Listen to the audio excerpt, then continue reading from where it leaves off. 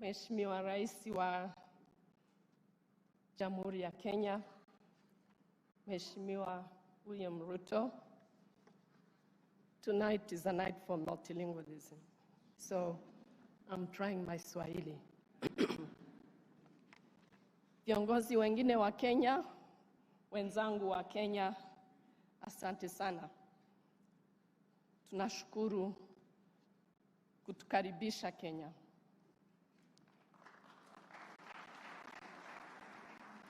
Nakaa Ufaransa lakini roho yangu iko hapa Kenya na Afrika Mashariki.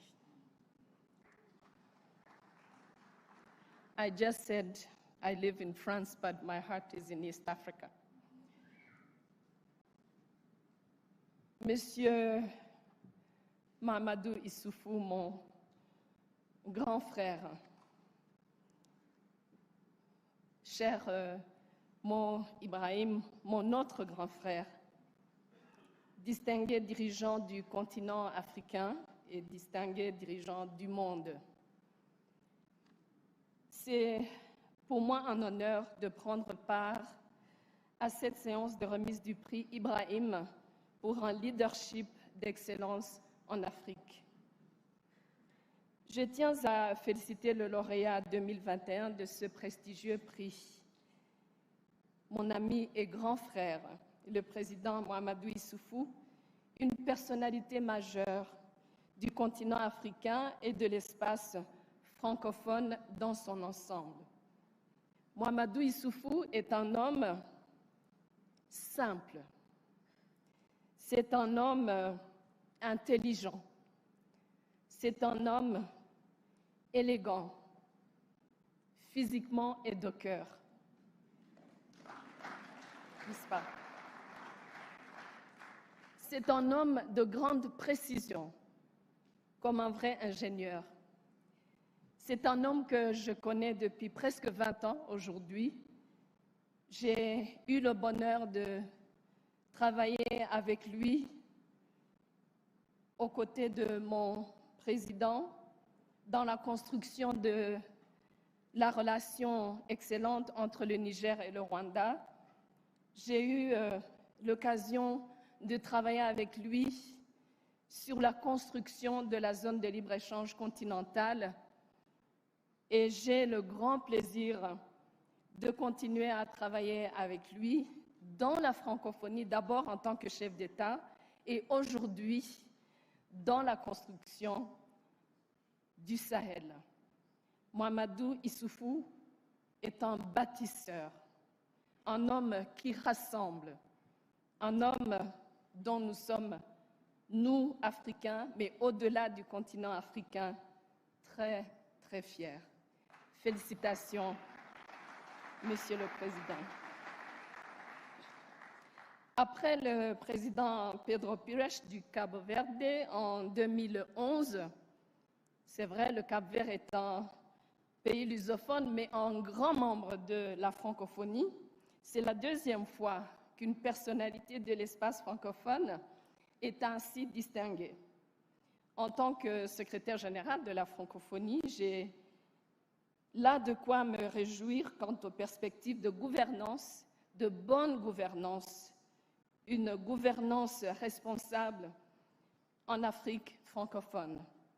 Malgré les difficultés énormes et multiformes auxquelles son pays, le Niger, faisait face, on en a parlé, et continue de faire face, en particulier sur les plans sécuritaires, climatiques, humanitaires, le président Issoufou est resté digne dans sa posture démocratique, dans sa responsabilité envers le peuple nigérien, portant sa voix dans toutes les instances internationales, les Nations Unies en particulier, pour plaider les bonnes causes de l'Afrique au-delà de son propre pays.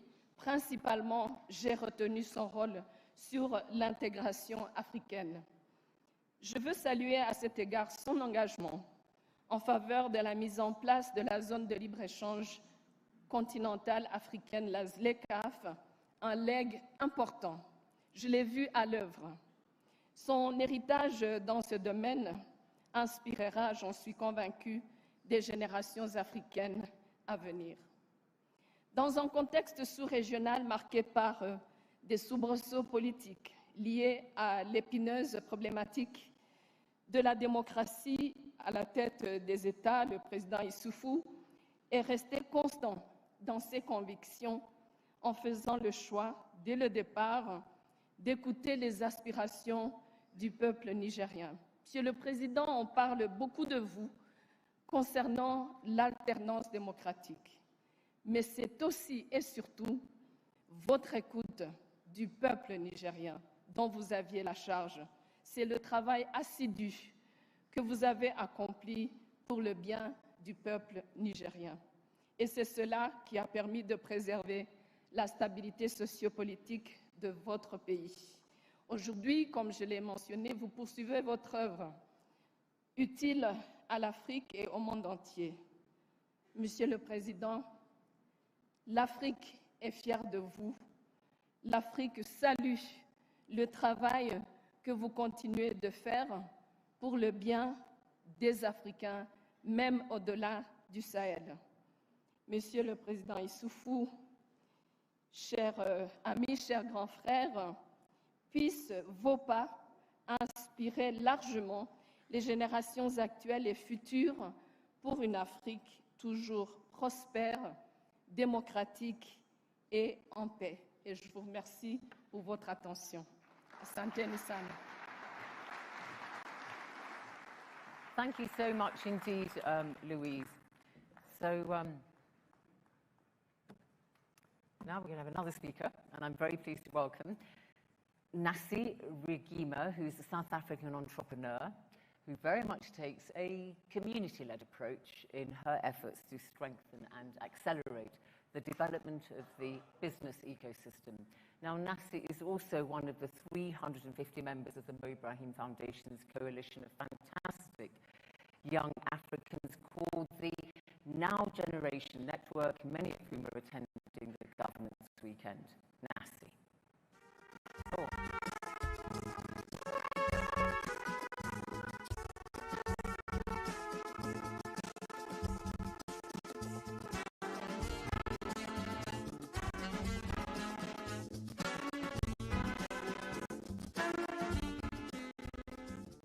Good evening, ladies and gentlemen, distinguished heads of state, members of the Mo Ibrahim Foundation, and my fellow African leaders.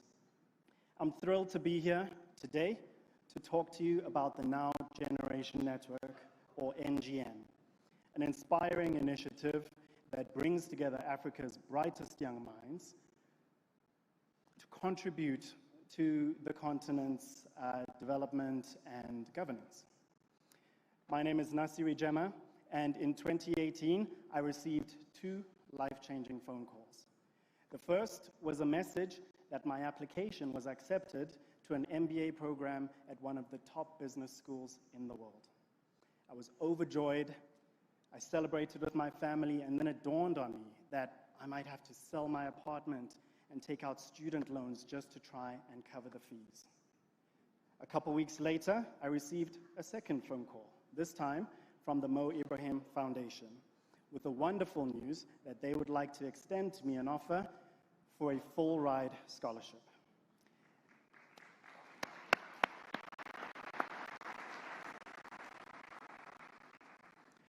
The tears rolled down my eyes, and then I packed up my life and moved to London and met and became part of a whole new family. Thank you very much.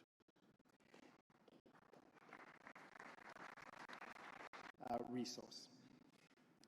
Creating opportunities for young people to contribute to decision-making. In doing so, the NGN creates a future in which Africa's leadership is more inclusive, more innovative, and more sustainable. Today, I'm really excited to talk to you about a new direction for the NGN, an NGN 2.0, if you will. It's an opportunity for us to self-organize and run really exciting initiatives throughout the year under the mission of the Foundation. We'll be starting with a few core activities, such as In Conversation With, at advisory work, mentoring work, and really exciting debates that are set up to really leverage the expertise and the passion of young African leaders. To learn more, I'd like to invite you to our information session on Sunday morning, as well as the inaugural NGN-led In Conversation with event. In closing, I would like to take this opportunity to express my deepest thanks to Uncle Mo and your foundation for your unwavering support of young African leaders. Thank you to everybody who has a hand in the work that the foundation does, and to all of the senior leaders in the room tonight for everything you do to help create a better future for young African leaders. Thank you.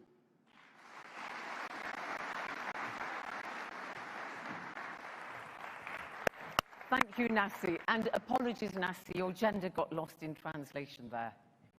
I said her. Thank you. Now it's time for our second musical act of the evening. And wow, I'm delighted to welcome one of my personal heroes, the Senegalese superstar Youssou N'Dour, on stage. Of course, a true legend of African music and a long-standing friend of the Mo Ibrahim Foundation. He's going to come on with his band in a minute, but just give him a round of applause while they're doing that.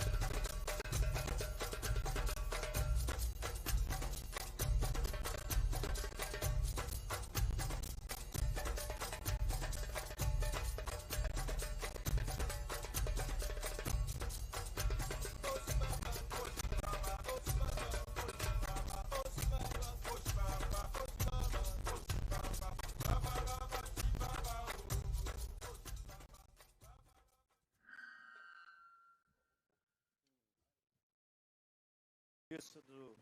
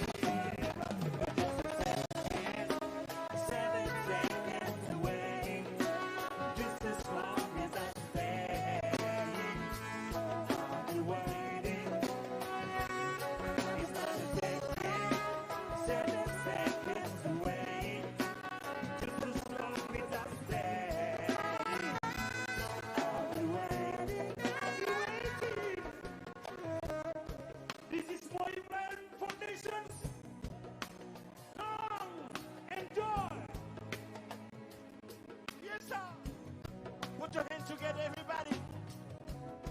Put your hand. Put your hand.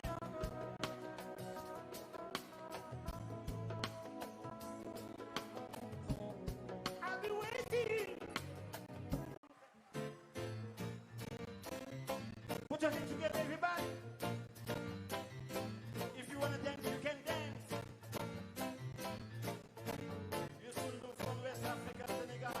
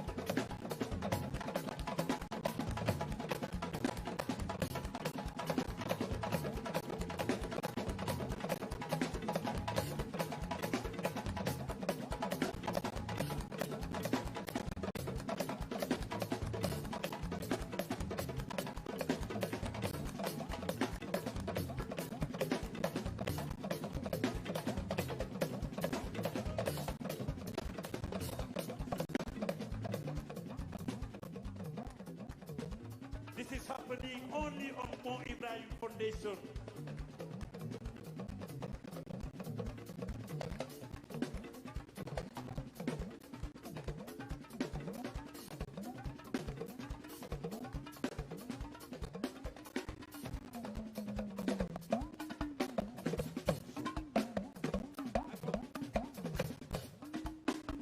Everybody.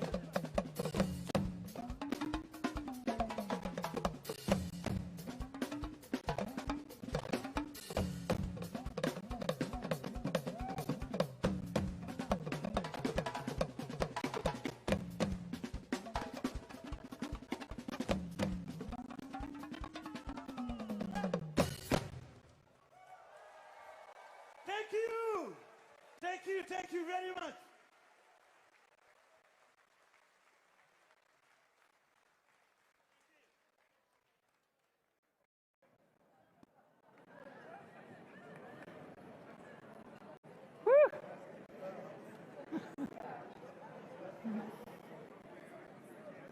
I don't think I've seen so many presidents dancing all at once. Well, Mo, you sure know how to throw a party. Thank you. That was absolutely incredible. Wonderful. We were all dancing backstage too and watching you. Some good moves amongst these dignitaries, I have to say. So anyway, I mean, it is a celebration. Who? Oh yes, President Chisano. I observed his movements. They know how to do things in Mozambique, but there we go. But Grassa, I didn't see you on your feet, but anyway, well, it is a celebration today because the focus of today's leadership ceremony, of course, is a celebration. But I'm going to hand over the stage to the Ibrahim Prize Committee member, Madam Aisha Bardiallo, who's going to read the citation for President Issoufou. So, Aisha, please come to the stage.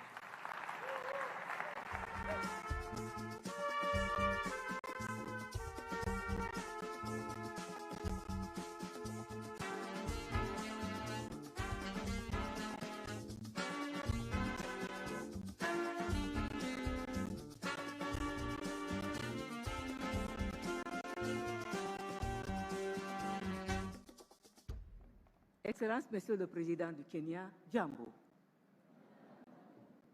Honorables invités, vous avez entendu toutes les éloges qui ont été dites aujourd'hui à propos de mon frère et ami, le président Issoufou. Vous voyez donc que le comité pour le prix ne s'est pas trompé, n'est-ce pas, en le déclarant le gagnant de 2021. En effet, le président Issoufou a marqué l'histoire du Niger et l'histoire de l'Afrique. Il s'est retiré après 2 quinquennats présidentiels, démontrant ainsi son respect absolu pour la Constitution et sa conviction que la priorité doit être donnée à l'État de droit. Sa décision a ouvert la voie à la toute première transition démocratique au Niger. C'est une étape majeure pour un pays qui a subi 4 coups d'État depuis son indépendance en 1960. Le président Issoufou a été élu démocratiquement pour la première fois en 2011, après plusieurs années de régime militaire au Niger. Il a hérité de l'un des pays les plus pauvres du monde, confronté à un cumul de défis apparemment insurmontables. Pays enclavé, dans une région fragile, le Niger est ravagé par une crise alimentaire extrême provoquée par une sécheresse particulièrement sévère. La désertification croissante du pays, l'accélération de la croissance démographique, l'omniprésence d'une malnutrition aiguë, la fragilité des institutions, combinée avec la progression régionale du terrorisme et de la criminalité, avait intensifié instabilité et insécurité. Le président Issoufou a fait face à cet écheveau complexe avec détermination et courage. Entre 2011 et 2021, et 2011 et 2019, le PIB du Niger est passé de 8,7 à 12,9 milliards de dollars, permettant ainsi une progression de 16,1% du PIB par habitant.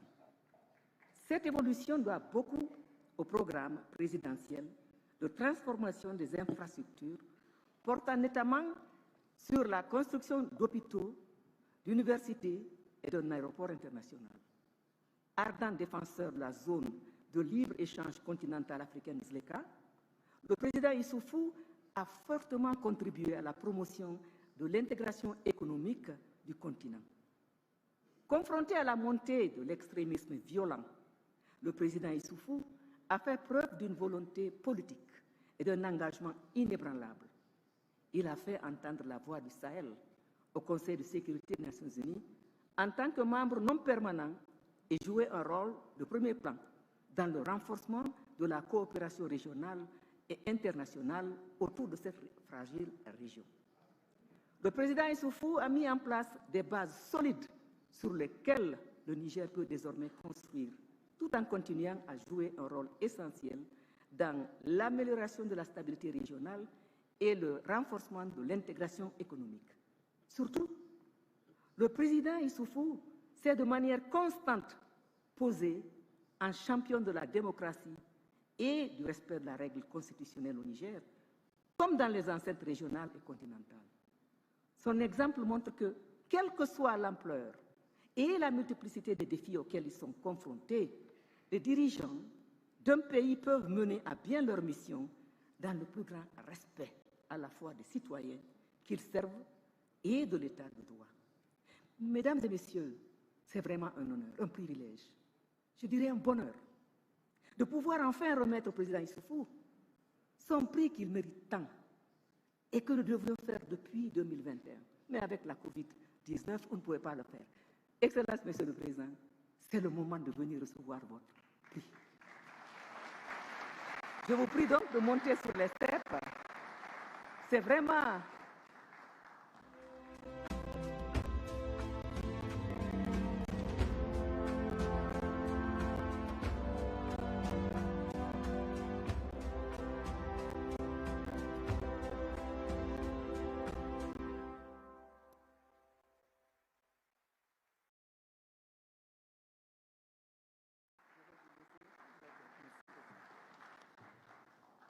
Merci beaucoup. Je dois parler.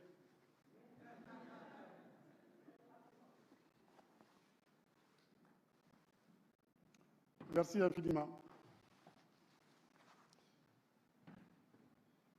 Excellences, Mesdames et Messieurs, permettez-moi de commencer par saluer le président William Ruto pour la fraternelle hospitalité qu'il nous offre à l'occasion de ce premier Ibrahim Governance Weekend qui se tient ici, à Nairobi, après 2 éditions virtuelles du fait de la pandémie de la COVID-19.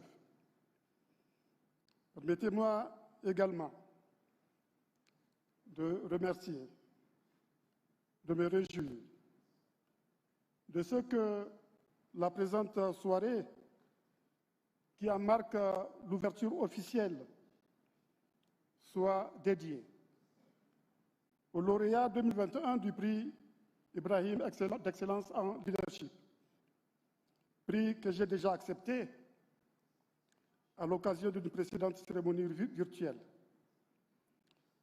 Ce prix, qui n'a pas été attribué depuis plusieurs années, je dois le dire, m'honore et honore l'ensemble du peuple nigérien. J'en remercie du fond du cœur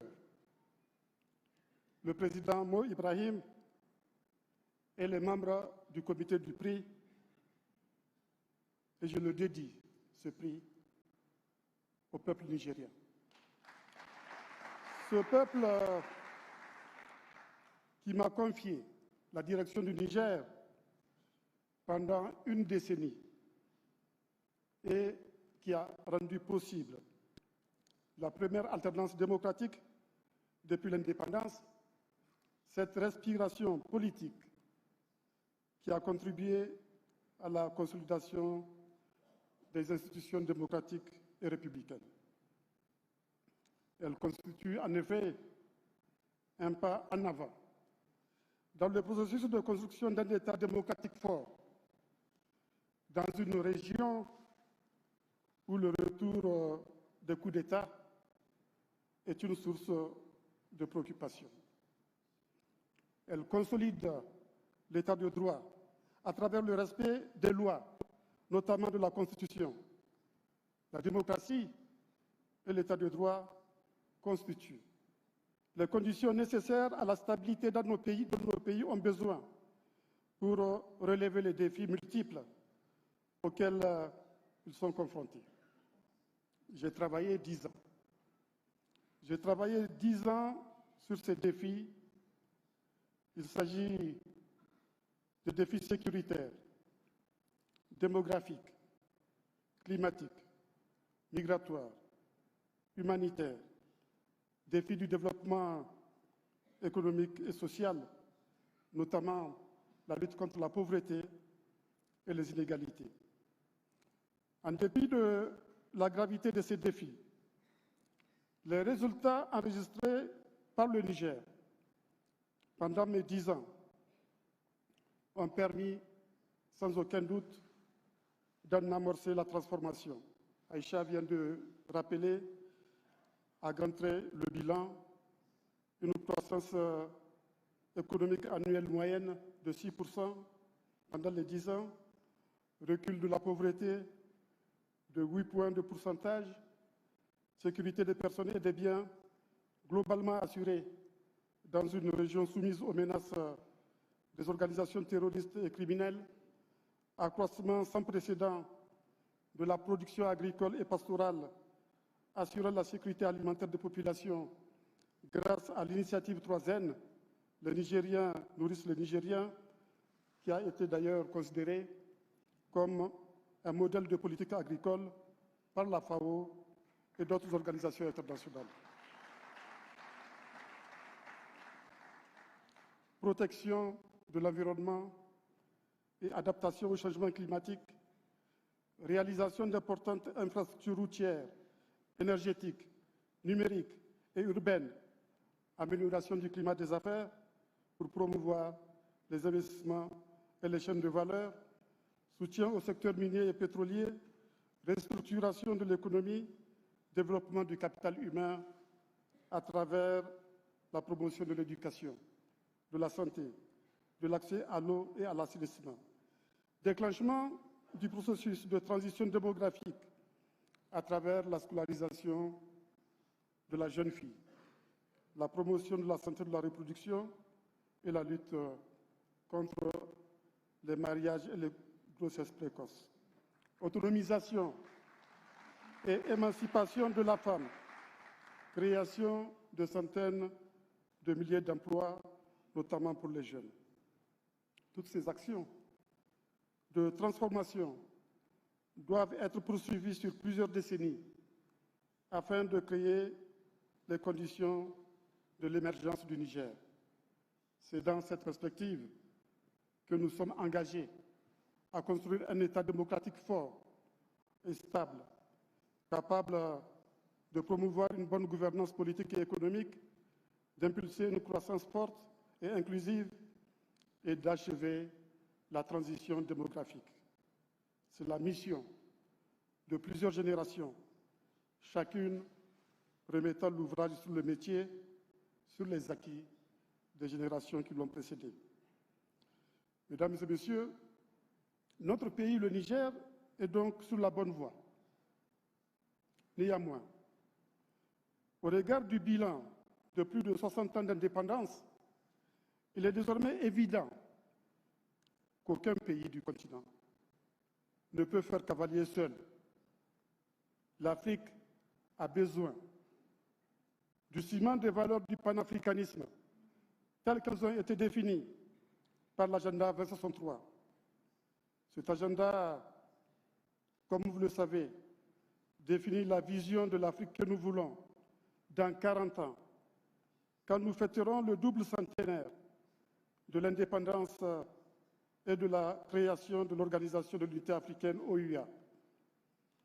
La bonne gouvernance est une des conditions nécessaires à la réalisation de cette vision.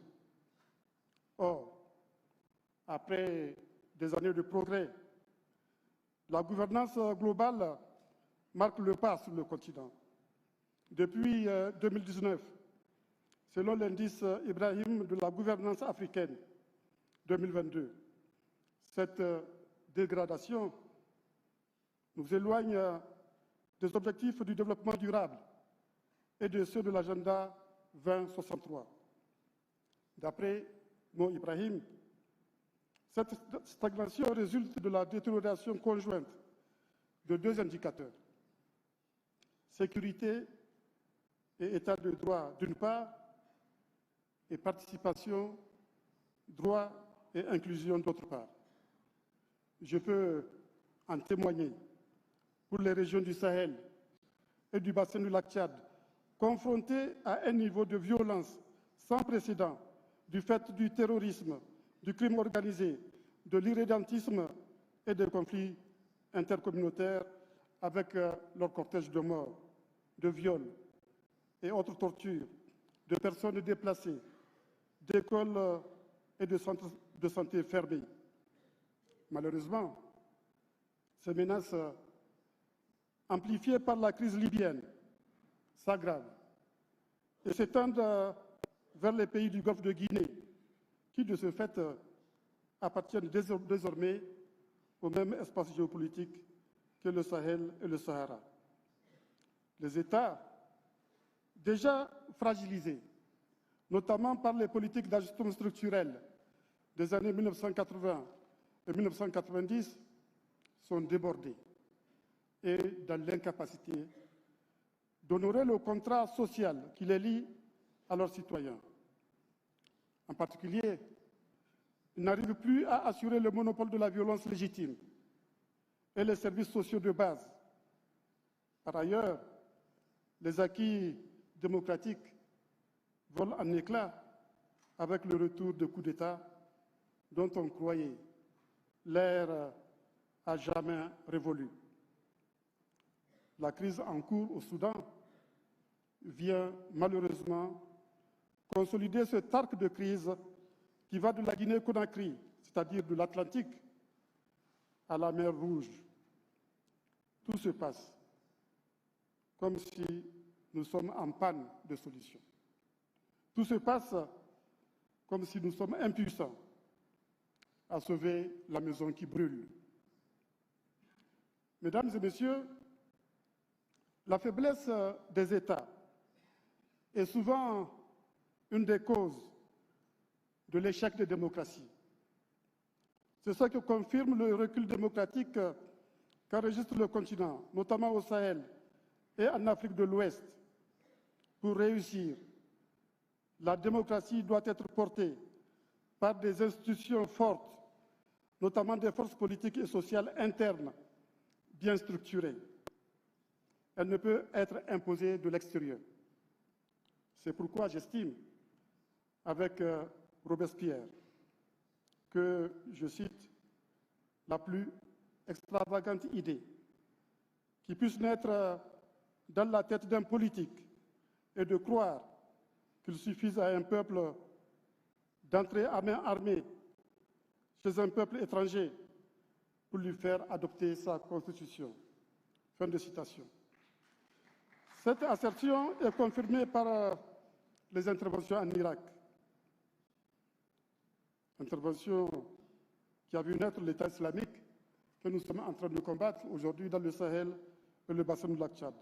Et l'intervention en Libye qui a créé le chaos et allumé l'incendie qui ravage aujourd'hui le Sahel et l'Afrique de l'Ouest. Le défi de la construction des États démocratiques doit être relevé par des forces endogènes. Il en est de même du défi sécuritaire, par rapport auquel, s'agissant de l'Afrique de l'Ouest et du Sahel, il existe, comme vous le savez, plusieurs initiatives. G5 Sahel et sa force conjointe, la force mixte multinationale du bassin du lac Tchad, le comité d'état-major opérationnel conjoint, l'initiative d'Accra, le processus de Nouakchott. Pour surmonter ces défis, il faut à la fois accélérer dans l'immédiat la montée en puissance des forces de défense et de sécurité au niveau national et rationaliser les initiatives de mutualisation au niveau régional.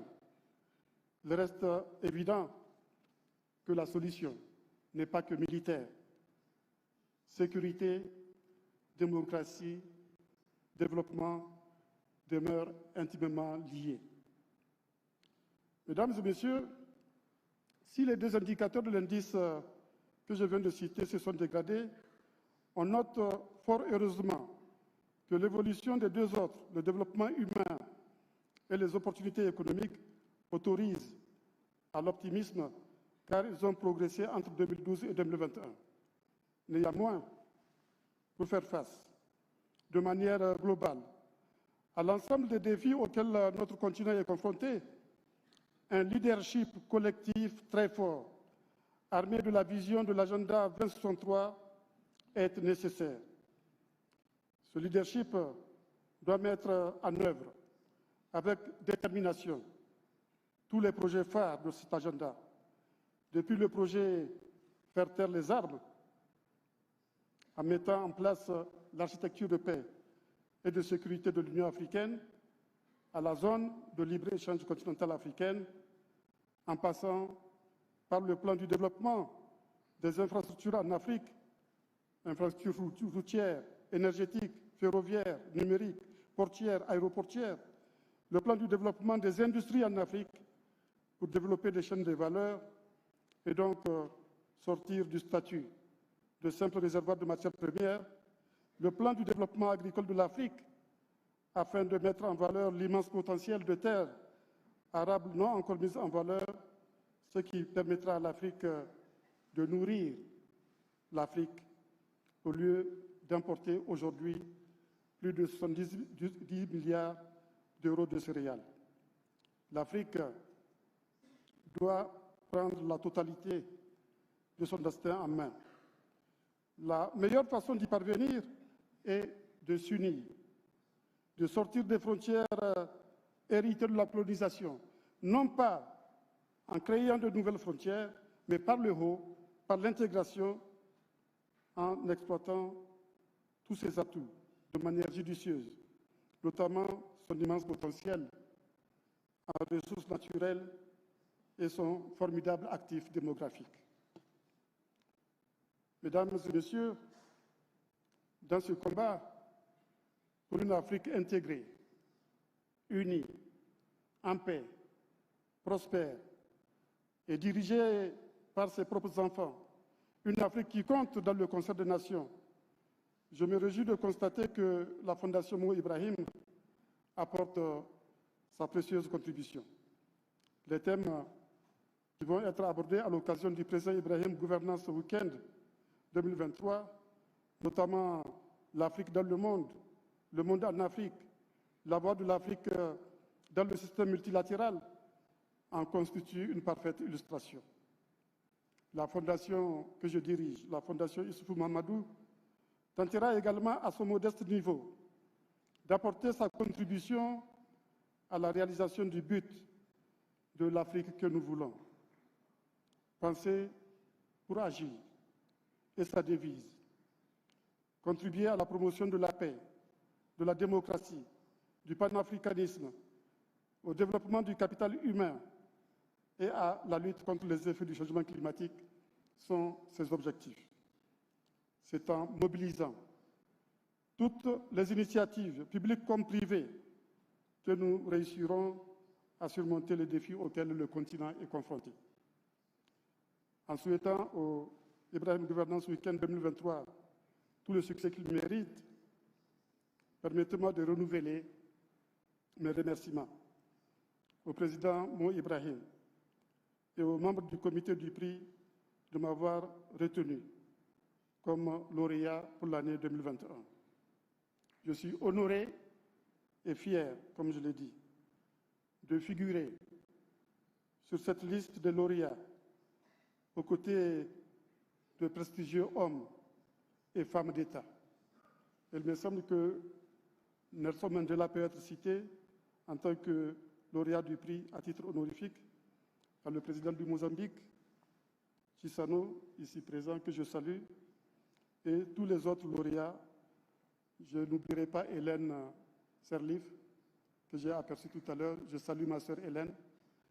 Je suis fier d'être sur la liste où figure leur nom. Je suis le 7e lauréat, alors que le prix a été créé depuis pratiquement 17 ans. Ce faible nombre de lauréats permet la même lecture de la qualité de la gouvernance que l'indicateur Ibrahim. Nous avons le devoir de nous ressaisir, de reprendre le chemin de la bonne gouvernance, c'est-à-dire celui de la marche vers la transformation du continent. Je vous remercie infiniment de votre aimable attention et je ne finirai pas sans remercier mon frère Moussa Faki, ma sœur Amina Mohamed, ma sœur Louise et ma sœur Aïcha et tous les autres pour l'hommage qu'ils m'ont rendu à l'occasion de la présente cérémonie. Je vous remercie tous infiniment, mesdames et messieurs.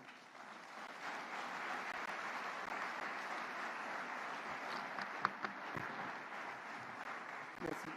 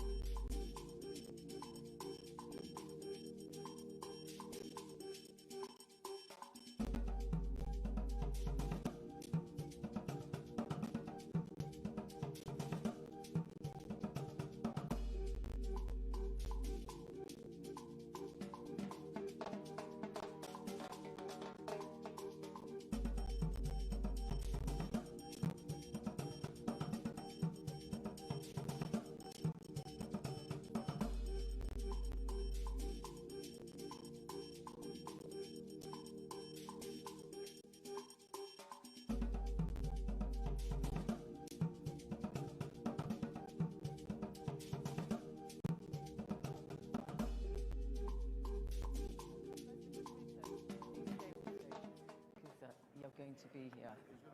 Yes, he is, yes. So wonderful, all the photographs there. So congratulations again, renewed congratulations, President Issoufou. So we're just going to have more photographs with some of the young members, yeah.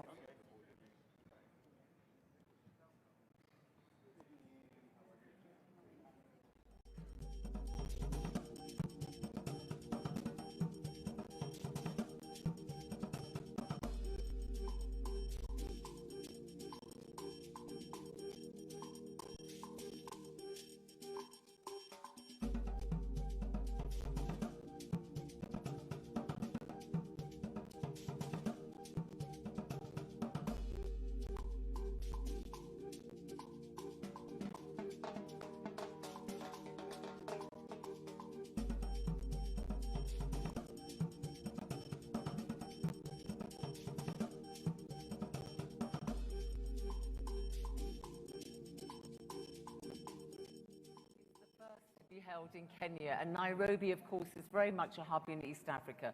And I'm glad to say that over the last decade, Kenya has shown continued improvement in the Ibrahim Index of African Governance. We're going to hear now from our host, His Excellency President William Ruto. Thank you very much.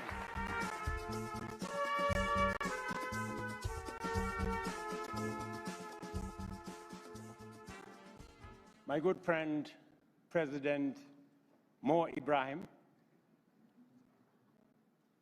our great brother today, we are celebrating him, Mamadou Yusuf, former president of Niger.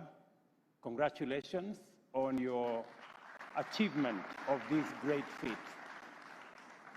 The chair of the Africa Union Commission, former presidents present here, our own Amina Mohamed, Deputy Secretary General of the United Nations, my sister Louise Mushikiwabo, and all the distinguished guests, ladies and gentlemen, good evening.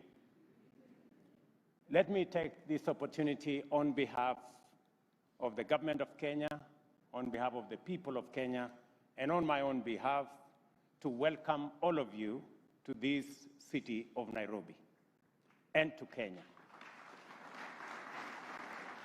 As we say here, karibuni sana. Please enjoy your stay in Nairobi, but I have maybe just one caution to you and maybe one piece of information so that we can proceed. The caution is Nairobi is the only city in the world that has a national park within 10 minutes of from your hotel. And sometimes the lions get out of the park. So when you meet them somewhere in the street, please be careful because they are wild. So that you don't say, I didn't tell you. Secondly, let me give you a piece of information. Kenya is the cradle of mankind. Science has proved, and by the way, I'm a scientist, that the earliest remains of man have been discovered in a place in Turkana in Kenya. Therefore, if for one reason or another you feel at home, it is because indeed you have come home. So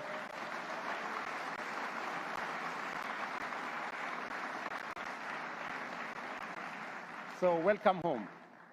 The good people from the Americas and Asia and Europe and the rest of Africa, welcome home.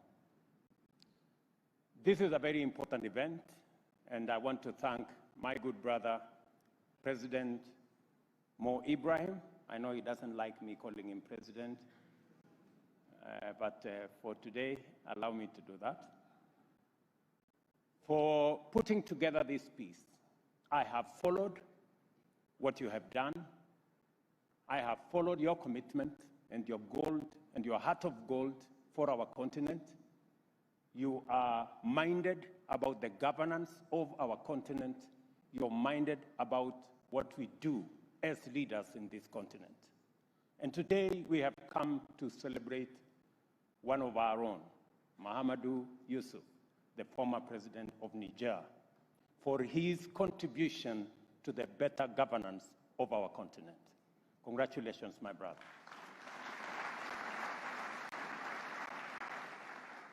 It is true that we must consistently work on the better governance of our continent, both political governance and economic governance.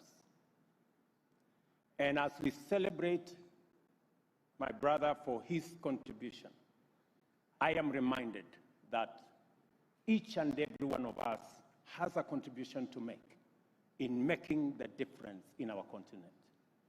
Each and every one of us who has had the opportunity and privilege to lead in any of our countries, we must make our contribution towards the better governance of our countries and the better governance of our continent. And I want to thank my friend and brother for being part of this journey and telling the different story of our continent. This continent has always been unfairly characterized. For a very long time, the narrative ran about conflict, about disease, underdevelopment, poverty. But in between all those, and we are not saying that we do not have conflict. Yes, we have conflict. In DRC, we have Kenyan forces. In Somalia, we have challenges in Sudan. But that does not define our continent. I want to say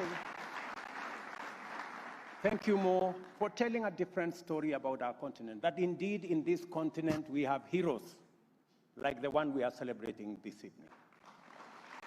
We have our good sister, the former president of Liberia, Salif, is sitting here. We have the former president of Mozambique is sitting in our midst. We have the former president of Malawi in our midst. We have many, many leaders we celebrate for their contribution and the difference they make in our continent. And this different story of our continent must be told, that there are indeed people who are making a difference in this continent so that we can overcome the challenges that face us as a people and those of us as leaders. I ran on a platform of the rule of law and better governance for Kenya.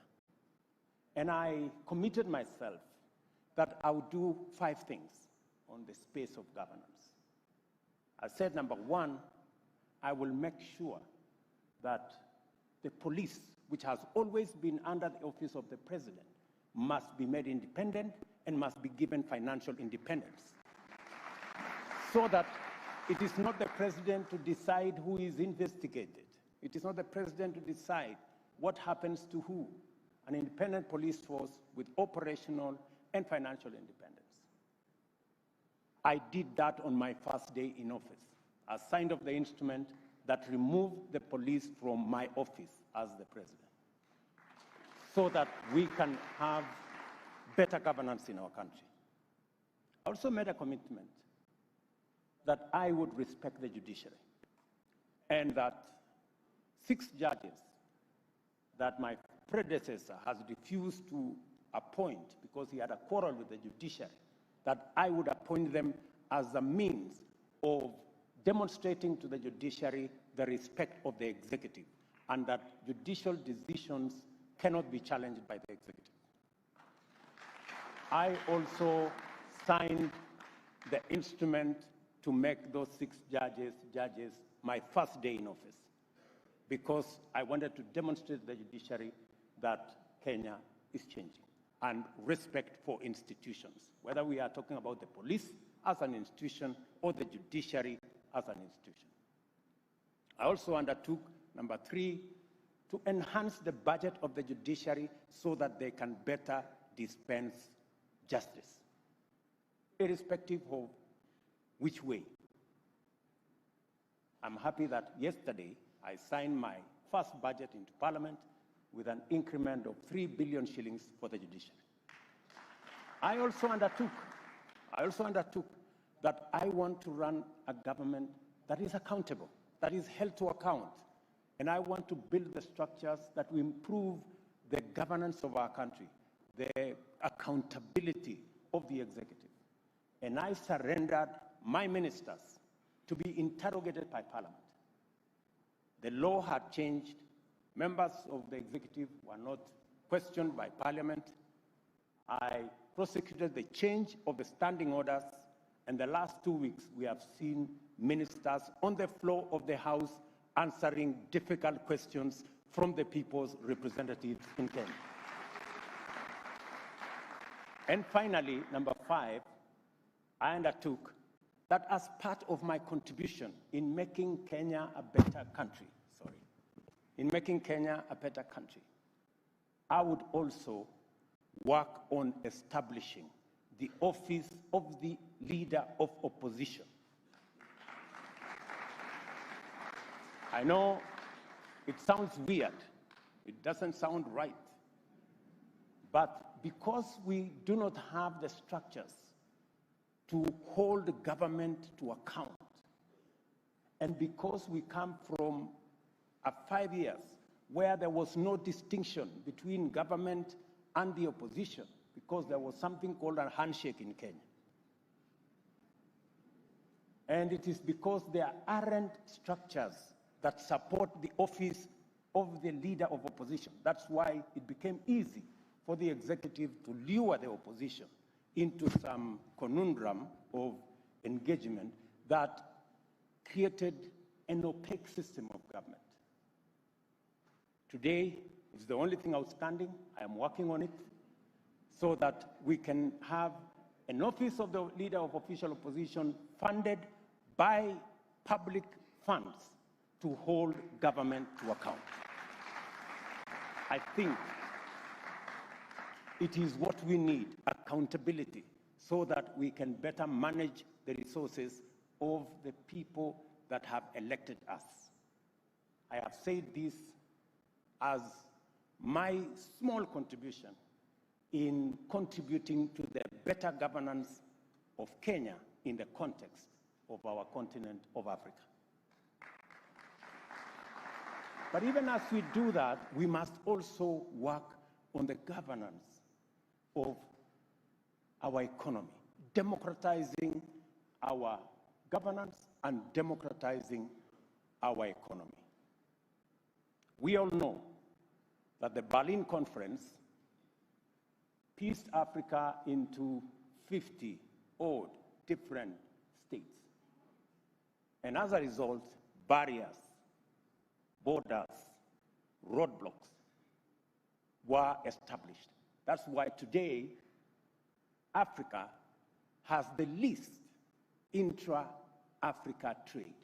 And we only contribute 3% of the world's trade, because if you cannot trade with your neighbor, you are most unlikely to have any meaningful trade anywhere. And it is the reason why we are consolidating and we are democratizing and consolidating our continent and our economies. When I came into office, my Minister for Trade has been to 15 countries, from Egypt to South Africa, to put together the pieces that will establish the tripartite agreement so that we can conclude the ACFTA, the Africa Continental Free Trade Area, so that we can consolidate the African market into the potential that it has, a potential of 1.2 billion people and an economy of $3.5 trillion. That will present to us the opportunity to engage with the rest of the world on an equal footing. I am very happy that my brother Mamadou here has mentioned about the Africa Continental Free Trade Area, and we are working on it as leaders in this continent so that we can assemble our assets and we can claim our place. Because indeed, the future belongs to this continent if we are organized. I am very convinced that the future belongs to us because, contrary to the narrative that has been built about this continent of failure, disease, poverty, and I'm not saying that's not part of what we are, but we are better than that. Africa is home to 6 of the 10 fastest economies, growing economies in the world. Africa is home to the youngest, creative, innovative, educated population in the world.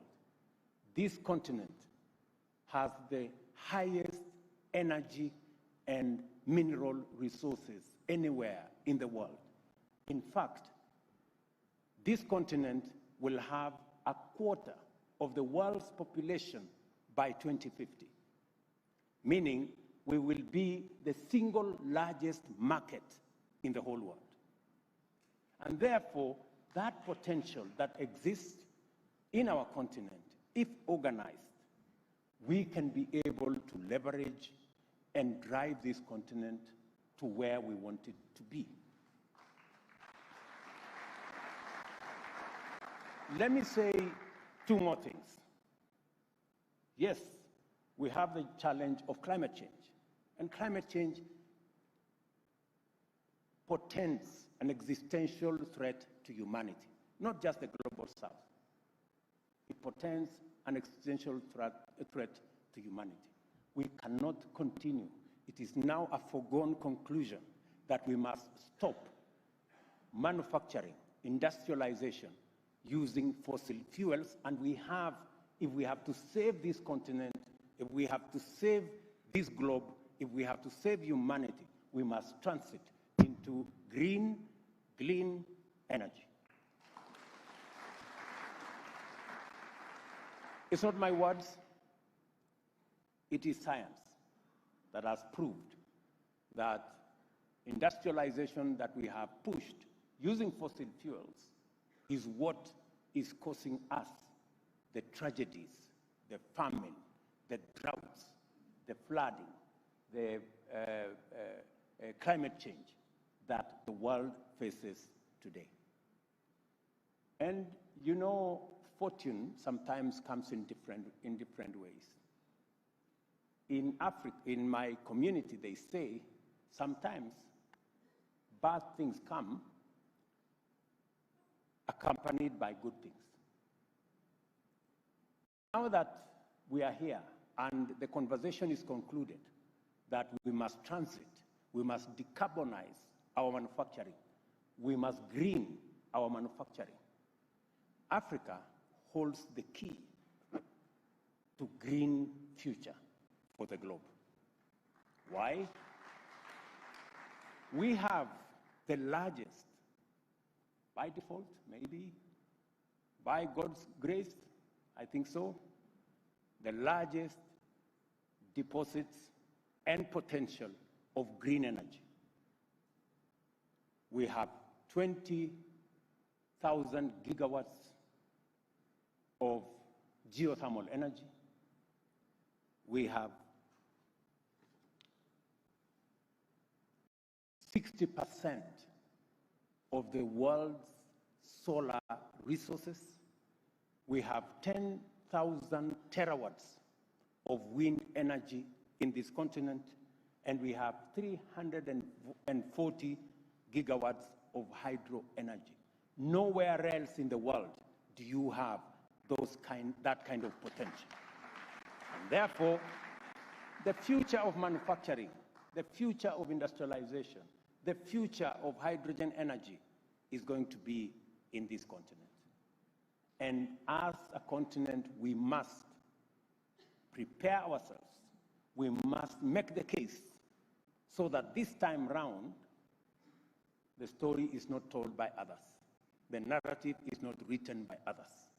We must write the narrative ourselves. We have the assets And we want to meet halfway. We will come with our geothermal resources, our energy resources, our mineral resources, our 1.2 billion people market. We will come with our young people, innovative, creative, educated. As our assets, we want to meet halfway with the rest of the world. Let them come with technology, let them come with investment. We will meet halfway, and it will be a win-win engagement. Finally, I know Mo doesn't like long stories. I will be brief. Finally, let me say we need to have a candid conversation about the international financial architecture. It is not possible for us to continue with the architecture that is uneven.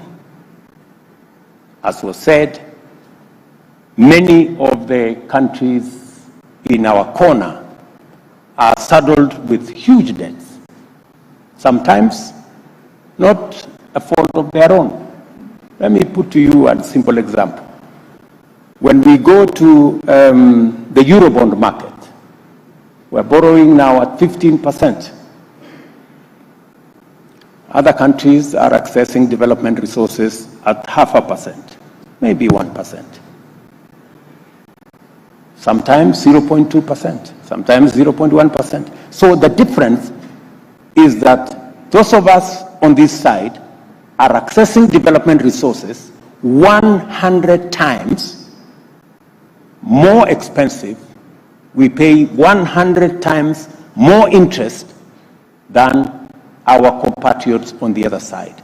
Just explain to me how you're going to develop at the same rate if one person is accessing development resources at 0.1, 0.2%, another one is accessing at 15%. Is that feasible?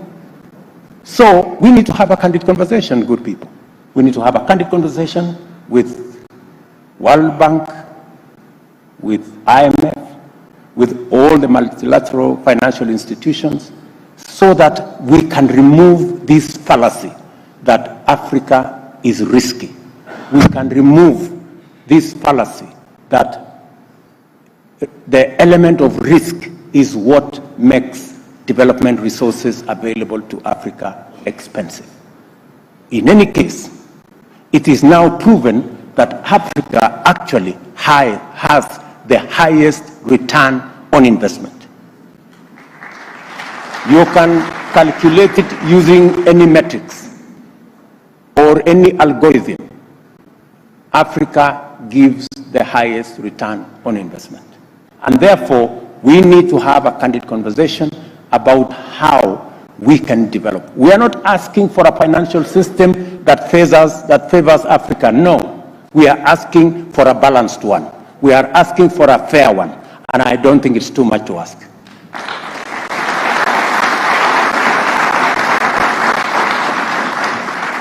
So, Mo Ibrahim, let me come back to you. Thank you very much for giving us a platform to give our own narrative in our own language, in our own understanding. Congratulations, my brother, for this great recognition.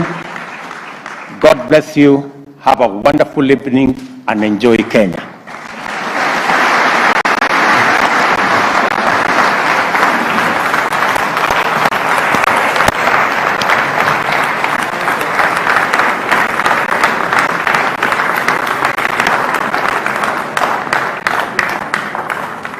Thank you very much indeed, Dr. Ruto, for your comments there. And it's just over 6 months since you were sworn in as President of Kenya, so I'm sure everybody wishes you the best of luck in your endeavours to bring peace and prosperity to your people. And thank you once again for hosting us here in Nairobi. So it's clear that our continent faces a number of real challenges and continuing instability, sadly, in some countries. And I'm sure I speak for all of us when I say I hope that our continent's leaders will demonstrate the courage, commitment, and vision to overcome them.